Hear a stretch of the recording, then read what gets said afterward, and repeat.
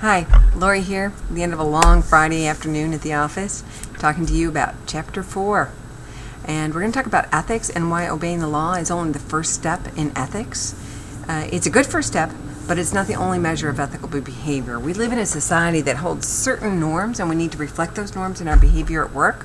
For example, not treating someone with respect may not be illegal, but it's certainly not good practice at the office. 3 questions you can use to help you assess an ethics question or an ethical dilemma or ambiguous situation at the office are 1, is it legal? 2, is it balanced? And 3, how will I feel about myself after I take this action? Ethics is a tricky area. There are no hard and fast rules, and everyone's slant on a situation might lead them to have a different opinion on what a good ethical choice would be. However, there are always ways to analyze a situation that can help you discern and provide an appropriate ethical response. What I like to use is the sometimes called the light of day test, and that asks, what would this be like if everyone you knew about your decision or your actions, and how would you feel about that? And if you feel okay about it, then you can probably go ahead and do it.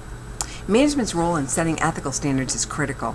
The book talks about 6 steps that you can take. First of all, you need to provide a written code of ethics and then follow it yourself. Second, you need to expect ethical behavior. Make it clear that this is important to you and to the company. Third, you need to look for ethical questions hiding in decisions you have to make. Closing a plant has a positive effect on your bottom line, but what will it do to the community where the plant was located? Is there an alternative course of action that you could take that might be less harmful to the community and still be good for your profitability? 4, make room for whistleblowers. When you run a company with 200,000 employees, you can't possibly know everything that is going on at all levels. You need to provide a way for employees with concerns about the ethical nature of their coworkers, actions taken by their coworkers or supervisors, to surface those concerns so the company can deal with them.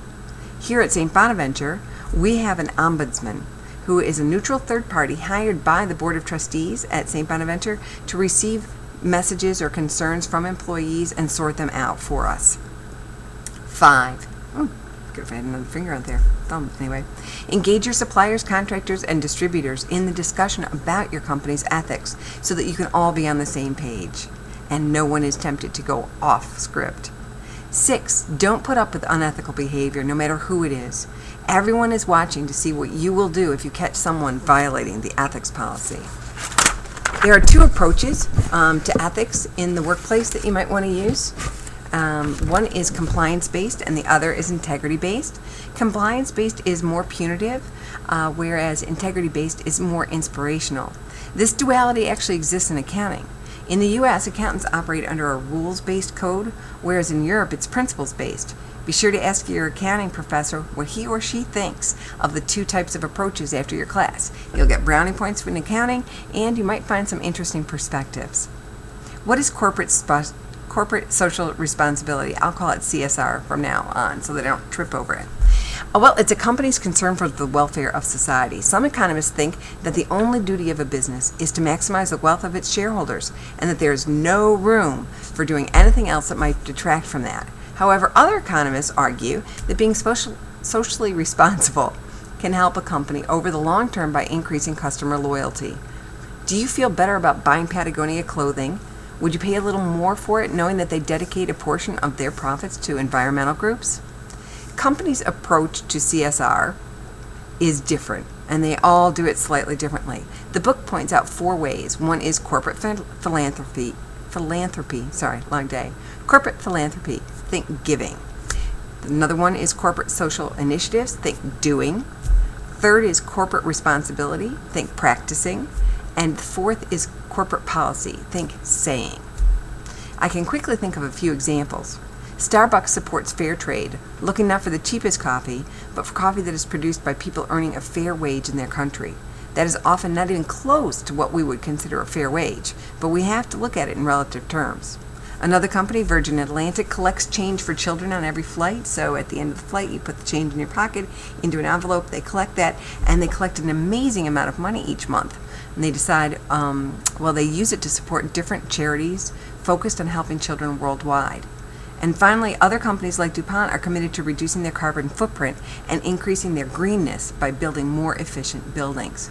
So, one of your content quiz questions is going to be, bring in a copy of a web page from a company showing what their corporate responsibility or CSR policy or ethics policy is. And that will be one easy point on the next content quiz. Businesses have a lot of stakeholders that they need to keep in mind when considering what they do and how they do it. There are customers, investors, employees, society, and the environment. One way to determine how socially responsible a company is would be to do a social audit. And there's more on this in the book. It's a whole new wave of activity. Finally, U.S. businesses can influence ethics and social responsibility in other countries by adopting border-blind policies for both ethics and CSR. Border-blind is a Lori term, and someday it will be on the Urban Dictionary, and you will say, I know when it was invented, right here on this video. But it means that the standards of the company hold for everyone in the company, regardless of where the person is located. And even if you are not a multinational company, you can still influence behavior in other countries by choosing suppliers based on their ethics and their corporate social responsibility. Looking forward to seeing you in class. Have a great weekend.